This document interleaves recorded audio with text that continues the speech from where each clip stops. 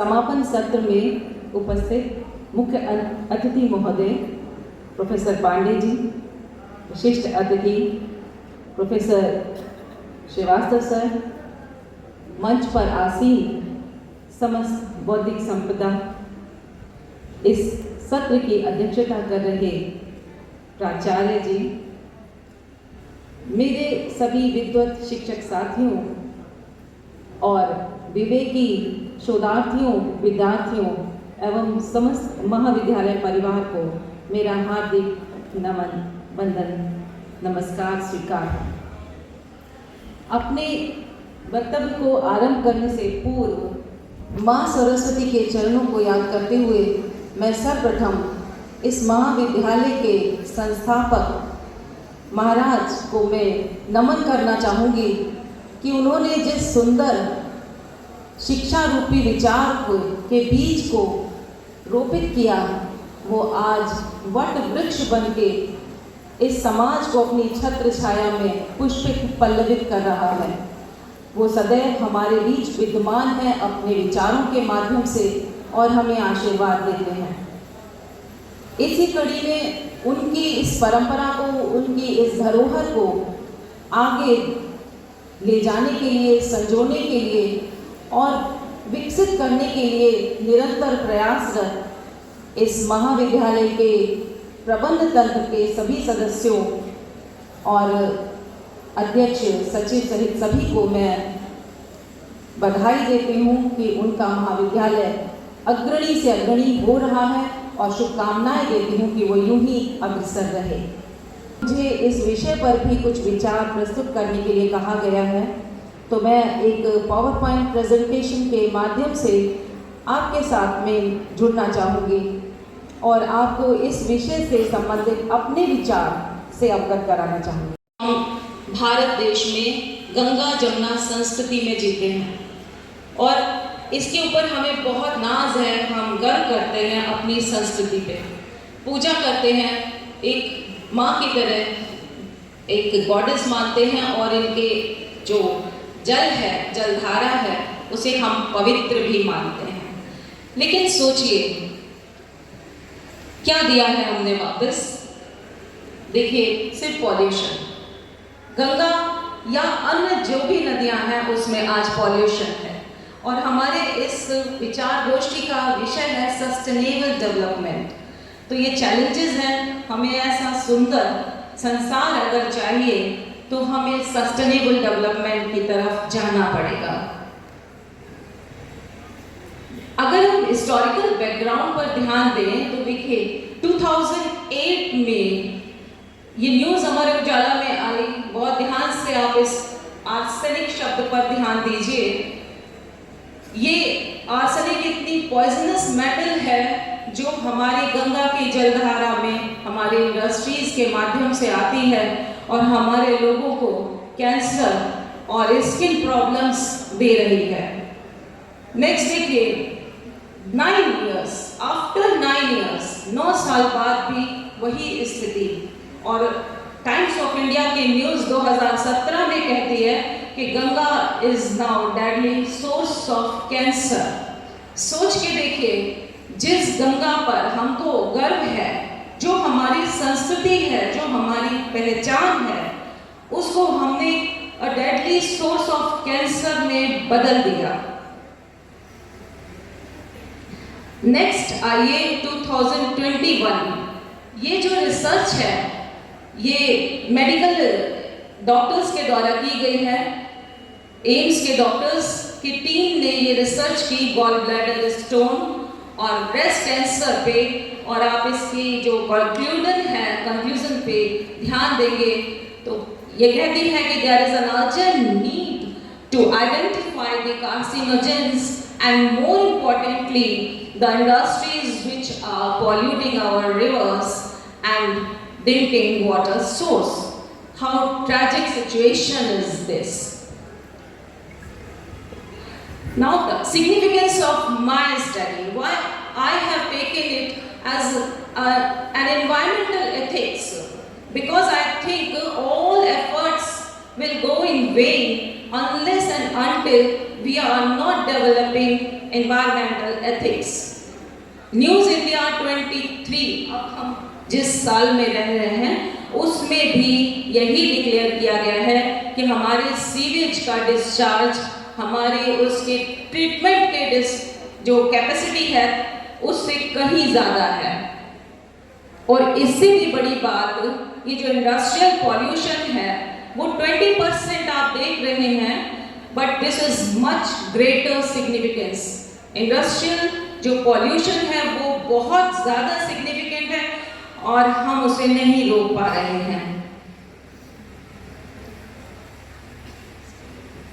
Next, इसी कड़ी में आप फिर देखिए, नेशनल ग्रीन ट्रिब्यूनल कोर्ट ने कहा no meaningful action has been taken for cleaning Ganga tributaries.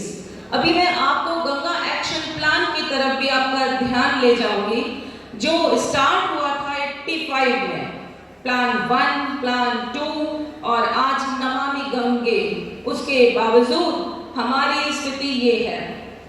NGT chairman A K. Goyal साहब ने कहा था कि the river is practically dead and need to be restored in the interest of environment and public health. अगर ऐसा पानी चाहिए, ऐसी स्वच्छ गंगा चाहिए, so the need of this study is essential. न सिर्फ मैं बल्कि आप भी सोचें कि कितना एनवायरमेंटल एथिक्स हमारे अंदर है। मैंने इस रिसर्च के लिए मैथोलॉजी जो यूज की है नेचुरल है, सेकेंडरी डेटा बेस्ड है, analytical research methodology and Ganga action plan, short analysis of GAP done by IITs and Namami Ganga program, National Green Tribunal report and news articles along with some research papers based on river pollution।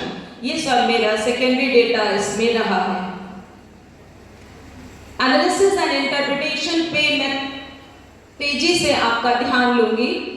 1972 पहला प्रयास हुआ, 1980 में आगे बढ़ा और 85 पे ध्यान दीजिएगा, ये बहुत इंपॉर्टेंट एरा है।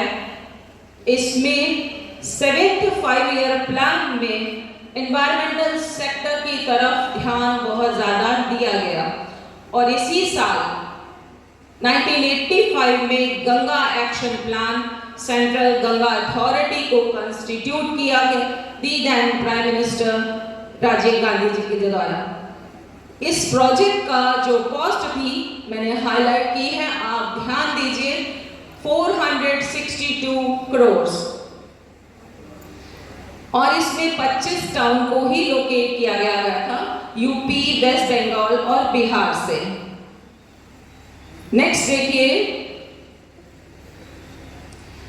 अप्रैल 93 में गंगा एक्शन प्लान 2 पास हो गया, उसे अप्रूव कर दिया गया।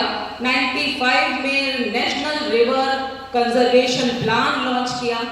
96 में इसको नेशनल जीएपी को उसमें मर्ज किया गया और इस प्लान का जो अब फोकस था वो गंगा के ट्रिब्यूटरीज की तरफ भी बढ़ चला।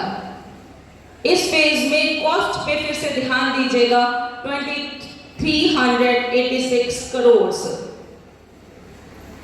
और सेंट्रल पॉल्यूशन कंट्रोल बोर्ड इसने 71 पॉल्यूटेड स्ट्रेच को हाईलाइट किया और 14 मेजर रिवर बेसिन को कंट्री में फाइनेंस किया। Next, ministry of environment and forest, इसको भी लागू किया गया, फ्रेम किया गया और उसके बाद 2006 में 20 स्टेट्स को इसने फंडिंग किया। और इसमें परेशानी की बात ये है कि अब ये एसिमिलेशन कैपेसिटी भी खो चुकी है। Now the need is to regenerate, revive as pollution is reaching to the devastating proportion। आप इन पिक्चर्स में लोकेट कर सकते हैं, आपने जब भी गंगा किनारे गए तो श्रद्धा में पुष्प जरूर चढ़ाए होंगे, लेकिन हम कभी नहीं सोचते कि इन फूलों को ताज़ा रखने के लिए कितना केमिकल इन पर छिड़का गया है। दूसरी तरफ हमने श्रद्धा के रूप में जो भी पूजा की सामग्री पन्नी में डाल के अर्पित की, वो भी आपके सामने है। आफ्टर ऑल ये सब हम ही कर रहे हैं। अगर हम SWOT एनालिसिस जो कि IITs के द्वारा 2011 में प्रेजेंट की गई उस पर ध्यान दें तो ये बताते हैं कि दोनों प्लान को मिला दें तो 1612.38 करोड़ अब तक खर्च हो चुके। लेकिन बात इस एनालिसिस में भी है कि इतना पैसा खर्च करने के बावजूद हमने एनवायरमेंटल एथिक्स को डेवलप करने के लिए कोई पैसा या कोई भी प्रयास विशेष तौर पे नहीं किया। आज आप सब जानते हैं इसे, नमामि गंगा प्रोग्राम जो कि हमारे प्राइम मिनिस्टर नरेंद्र मोदी जी के द्वारा ये उनकी फ्लैगशिप में आयोजित किया गया और इसमें rejuvenation of national river Ganga. अब देखिए, रिजुविनेशन की ज़रूरत है। अब केवल पॉल्यूशन नहीं हटाना है, हमको फिर से पुनर्जीवित करने की आवश्यकता है उसे। इस प्रोग्राम में 8 फोकस एरिया हैं, उनमें से एक जो मैंने हाईलाइट किया है उस पर ध्यान दीजिए, public awareness. This is most important.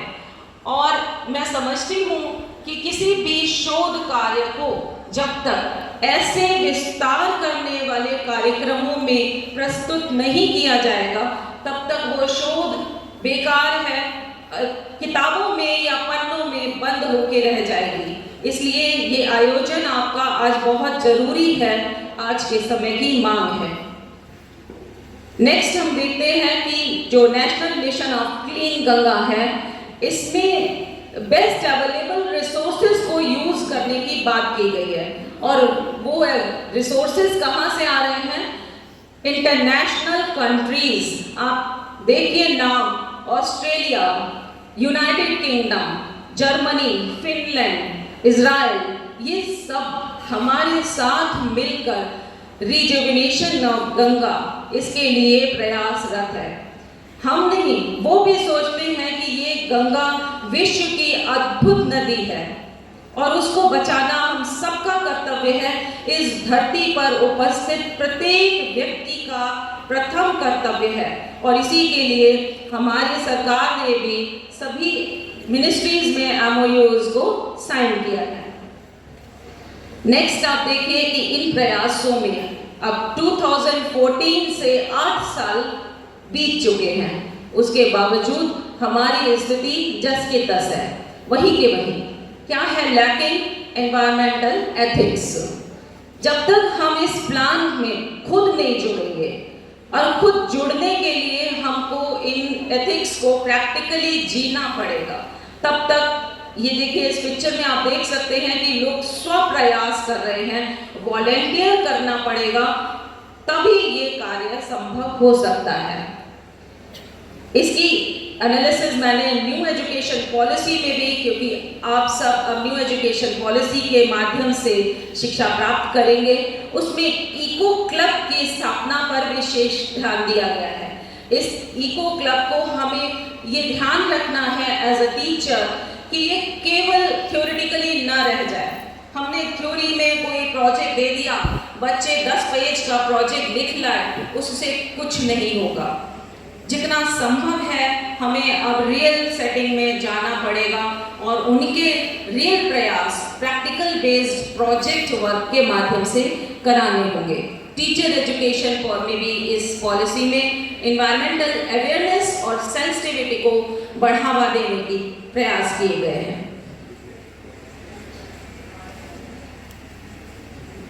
NEP इस बारे में बात करती है, पर हमें ज़रूरत है, जैसे कि प्रीवियस पॉलिसीज ने भी इन्वायरमेंटल एजुकेशन को रखा, हमेशा से हम लोग पढ़ते हैं। आप देखिए आपके 6-7 से ही इन्वायरमेंटल एजुकेशन आ जाती है, बट एथिक्स कहाँ है? हम पिक्चर्स देखें तो वो पॉल्यूशन क्या हमारे कोई पड़ोसी देश आकर कर जाते हैं? हमारी गंगा में पॉल्यूशन कहाँ से आ रहा है?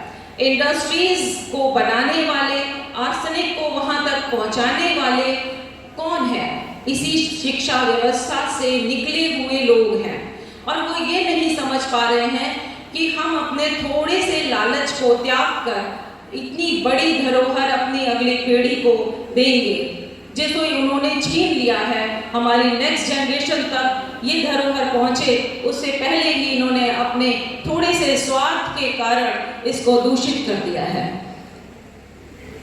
इस स्टडी का कंक्लूजन अगर मैं देखूं तो सबसे पहले इम्पॉर्टेंट जो नीड है वो है consideration of fundamental ethical values in a school curriculum through project-based practicum work.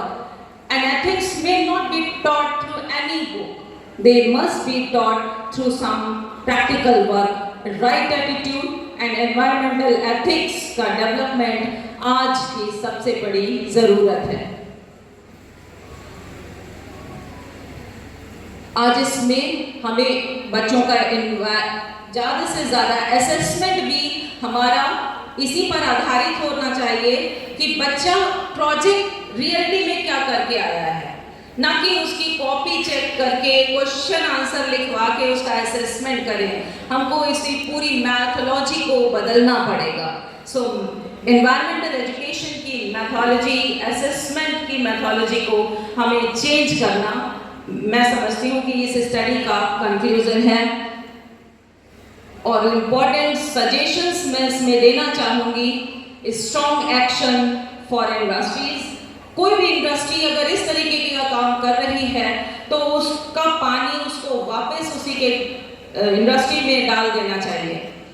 बाहर विदेशों में देखिए कि अगर कोई इंडस्ट्री लगती है तो 2-3 पानी ट्रीटमेंट के बना के, और लास्ट में जब तक कि मछली फिश उसमें जिंदा ना रहे तब तक उस पानी को वो वाटर स्ट्रीम में नहीं डाल सकते। पर इसमें पैसा लगता है, थोड़ा सा मुनाफा उनका कम हो जाएगा, और इसी वजह से वो इतना बड़ा एक अपने हाथों से अपनी माँ गंगा माँ को पॉइजन दे देते हैं। दूसरी बात है टेक्निकल एजुकेशन। हमें टेक्निकल एजुकेशन, कितना बच्चा बीटेक कर रहा है उसको प्रोजेक्ट्स भी ऐसे ही देने चाहिए कि इस फील्ड में हमारी टेक्नोलॉजी बढ़े और हम ज़्यादा से ज़्यादा अपने सीवेज और इस तरीके के जो ट्रीटमेंट प्लांट हैं उसको जल्दी से आगे डेवलप कर सकें। और मैथोलॉजी का चेंज तो बहुत ही ज़रूरी है। So no doubt we can say that it is the dire need to inculcate environmental ethics to rejuvenate rivers through practicum-based education. Hope we will be the change we desire. और ये references हैं मेरी study के जो कि मैंने आपको दिए हैं डेटा। थैंक यू कहने से पहले मैं कहना चाहूँगी आपसे 2 लाइनें कहती हूँ। पहले, खूबियाँ इतनी तो नहीं हमें कि हरदम याद आएंगे, खूबियाँ इतनी तो नहीं हमें कि हरदम याद आएंगे, पर इतना यकीन है कि आप हमें भूल भी ना पाएंगे। मैं चाहूँगी कि आप जब भी अब अपने जीवन में किसी भी जलधारा के आसपास से गुजरें तो अपनी श्रद्धा समर्पित करने के लिए कोई पुष्प या नकली कपूर इस तरीके की सामग्री का इस्तेमाल ना करें। आप मेरी बात को जरूर याद करें और उसी गंगा और उसी जलधारा का जल अपने हाथों में लेकर उसे समर्पित कर दें। ये सबसे बड़ी श्रद्धा और सबसे बड़ी आपकी पूजा होगी। Thank you. लास्ट में मैं कहना चाहूँगी, सितारों को आँखों में महफूज रखना, सितारों को आँखों में महफूज रखना, बहुत देर तक रात ही रात होगी, मुसाफिर हैं हम भी, मुसाफिर हो तुम भी, फिर कल किसी मोड़ पर फिर मुलाकात होगी। Thank you.